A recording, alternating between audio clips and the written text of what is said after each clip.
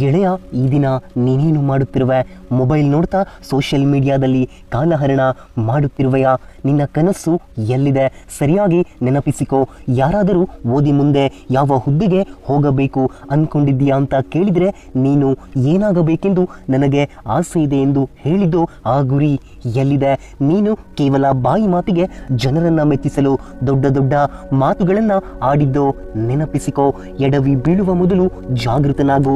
ಜನ ನಿನ್ನನ್ನು ಅಪಹಾಸ್ಯ ಮಾಡಲು ಅವಕಾಶ ಕೊಡಬೇಡ. ಗೆಳೆಯ, ನನ್ನ ಮಾತುಗಳನ್ನು ಸರಿಯಾಗಿ ಕೇಳು. ನಿನ್ನ ಜ್ಞಾನ, ವಿದ್ಯೆ ನಿನ್ನ ಜೀವನ ರೂಪಿಸಲು ಸಾಧ್ಯ. ಈ ಪ್ರಪಂಚದಲ್ಲಿ ಎರಡು ಬಗೆಯ ಜನಗಳಿದ್ದಾರೆ. ಒಬ್ಬರು ಸರಿಯಾದ ನಿರ್ಧಾರಿಗಳು, ಅಂದರೆ ತಾವು ಜೀವನದಲ್ಲಿ ಯಾವ ಹಂತದಲ್ಲಿ ಬೆಳೆದು ನಿಲ್ಲಬೇಕು ಎಂದು ಸರಿಯಾದ ನಿರ್ಧಾರ ತೆಗೆದುಕೊಂಡು ಅದರತ್ತ ಗಮನ ಹರಿಸುತ್ತಾರೆ. ಇನ್ನು ಎರಡನೆಯವರು ತಪ್ಪು ನಿರ್ಧಾರಿಗಳು, ಅಂದರೆ ಸ್ಪಷ್ಟ ಗುರಿ ಮತ್ತು ನಿಲುವನ್ನು ಇವರು ಹೊಂದಿರುವುದಿಲ್ಲ. ನೀನು ಯಾವ ಸಮೂಹಕ್ಕೆ ಸೇರುತ್ತೀಯೋ ಆಲೋಚಿಸು. ನೀನು ಏನನ್ನು ಸಾಧಿಸಬೇಕು ಹಾಗೂ ಅದನ್ನು ಎಷ್ಟು ಗಟ್ಟಿಯಾಗಿ ಮನಸ್ಸಿನಲ್ಲಿ ನೆಲೆಗೊಳಿಸಬೇಕು ಎಂಬುದನ್ನು ಈ ಕ್ಷಣವೇ ದೃಢ ನಿರ್ಧಾರ ಮಾಡು. ಅದು ನಾನು ಈ ಕ್ಷಣವೇ ಬದಲಾಗುವೆ ಎಂದು. ಯಾಕೆಂದರೆ ಇದು ನಿನ್ನ ಸಮಯ, ನಿನ್ನ ದಿನ. ಈ ಕ್ಷಣವೇ ನೀನು ಹೊಸ ಜೀವನದತ್ತ ಸಾಗಬೇಕು. ಹಾಗಾದರೆ ಗೆಳೆಯ, ಈಗ ಕೇಳು. ನಿನ್ನ ಗುರಿ, ಕನಸಿನ ಈಡೇರಿಕೆಗೆ ಏಕಾಗ್ರತೆ ಎಷ್ಟು ಅಗತ್ಯವಾಗಿದೆ ಅಂತ. ಏಕಾಗ್ರತೆ ಇಲ್ಲದವರು ಯಾವಾಗಲೂ ಸೋಲುತ್ತಾರೆ. ಹೌದು, ಯಾವುದೇ ಒಂದು ಕೆಲಸವನ್ನು ಯಶಸ್ವಿಯಾಗಿ ಪೂರ್ಣಗೊಳಿಸಬೇಕಾದರೆ ಏಕಾಗ್ರತೆಯುಳ್ಳ ಮನಸ್ಸು ಮುಖ್ಯವಾಗಿದೆ. ನೀನು ಜೀವನದಲ್ಲಿ ಏನಾದರೂ ಸಾಧಿಸಬೇಕು ಅಂದುಕೊಂಡಿದ್ದೀಯಾ, ಆದರೆ ಒಂದು 15 ನಿಮಿಷ ಸಮಯ ಪುಷ್ಟಿ ಇಲ್ಲದ, ಅಂದರೆ ಏಕಾಗ್ರತೆ ಇಲ್ಲದ ಮನಸ್ಥಿತಿಯೊಂದಿಗೆ ಕೆಲಸ ಮಾಡುವ ಸಾಮರ್ಥ್ಯ ನಿನಗಿದೆಯಾ? ಏಕಾಗ್ರತೆ ಇಲ್ಲದೆ ಓದಲು ಕುಳಿತರೆ ಅದು ಓದುವಲ್ಲ, ಬದಲಿಗೆ ಕೇವಲ ಸಮಯ ಹಾಳು ಮಾಡುವುದಷ್ಟೇ. ಪ್ರತಿಯೊಂದು ಡಿಸ್ಟ್ರಾಕ್ಟೆಡ್ ಕ್ಷಣ ನಿನ್ನನ್ನು ನಿನ್ನ ಕನಸಿನಿಂದ ದೂರ ಮಾಡುತ್ತದೆ.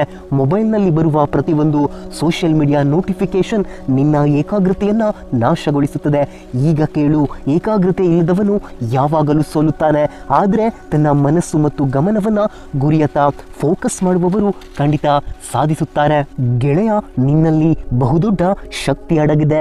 ಒಂದು ಬಲ್ಬ್ ಕೇವಲ ಮನೆಯ ಒಂದು ಕೋಣೆಗೆ ಪ್ರಜ್ವಲವಾದ ಬೆಳಕನ್ನು ನೀಡಲು ಸಾಧ್ಯ.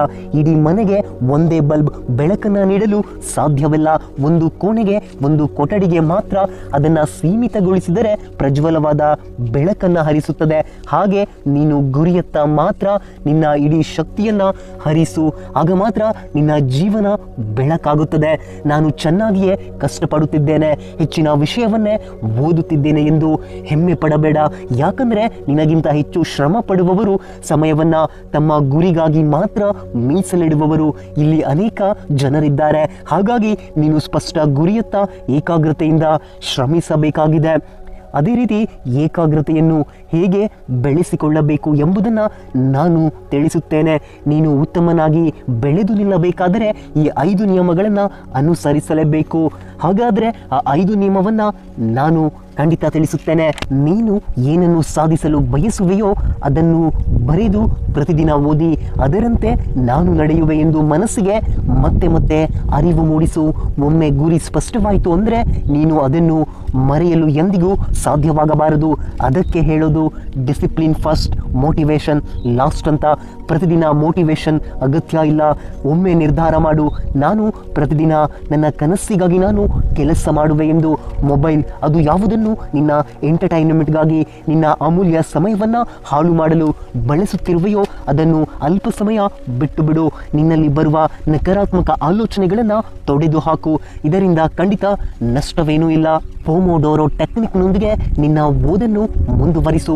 25 ನಿಮಿಷ ಪೂರ್ತಿಯಾಗಿ ಕೆಲಸ ಮಾಡಿ 5 ನಿಮಿಷ ವಿಶ್ರಾಂತಿ. ಅದು 1 ಗಂಟೆಯಾದರೆ 10 ನಿಮಿಷ ವಿಶ್ರಾಂತಿ ಬೇಕು.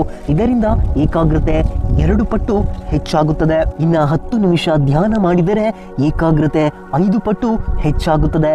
ಪುನಃ ಮತ್ತೆ ಕೆಲಸದತ್ತ ತೊಡಗಿಸಿಕೊಳ್ಳಲು ಇದು ತುಂಬಾನೇ ಸಹಕಾರಿಯಾಗಿದೆ. ಗೆಳೆಯ, ಅದು ಈಗ ಹೇಳು, ನೀನು ನಾನು ಹೇಳಿದಂತೆ ಮುಂದುವರಿಯುತ್ತೀಯೋ ಅಥವಾ ಮತ್ತೆ ಹಳೆಯ ದಿನಗಳಂತೆ ಸಮಯ ಕಳೆದುಕೊಳ್ಳುವಿಯೋ ಎಂದು ನೀನು ಮುಂದುವರಿಯುವುದಾದರೆ ಈ ಕ್ಷಣವೇ ನಿರ್ಧಾರ ಮಾಡು. ಖಂಡಿತ ಈಗ ನೀನು ನಿನ್ನ ಕನಸಿನತ್ತ ಗಮನ ಹರಿಸಬೇಕು. ನೀನು ಈ ಕ್ಷಣವೇ ನಿನ್ನ ಜೀವನ ಬದಲಾಯಿಸಬೇಕು. ನೀನು ಎಲ್ಲಿ ಗಮನ ಕೊಡುವೆಯೋ ಅಲ್ಲಿಯೇ ಬೆಳೆದು ನಿಲ್ಲುವೆ. ನೀನು ನಿನ್ನ ಗುರಿಯತ್ತ ಶಕ್ತಿಯನ್ನ ಹರಿಸಬೇಕು. ಏಕಾಗ್ರತೆ, ಶ್ರದ್ಧೆ, ಪರಿಶ್ರಮ, ವಿನಯ, ತಾಳ್ಮೆ ಇದ್ದವನಿಗೆ ಸೋಲು ಸಹ ಶರಣಾಗಿ ಗೆಲುವಿನ ಹಾದಿಯಲ್ಲಿ ಕರೆದುಕೊಂಡು ಹೋಗುತ್ತೆ. ಗೆಳೆಯ, ನೀನು ಈ ಕ್ಷಣವೇ ಬದಲಾಗಿ ನಿನ್ನ ಗುರಿಯತ್ತ ಸಾಗು. ನೀನು ಏನನ್ನು ನಿರ್ಧಾರ ಮಾಡುವೆಯೋ, ಜೊತೆಗೆ ಈ ವಿಡಿಯೋದ ಕುರಿತು ನಿಮ್ಮ ಅಭಿಪ್ರಾಯವನ್ನು ಕಮೆಂಟ್ ಮೂಲಕ ತಿಳಿಸಿ. ಧನ್ಯವಾದ.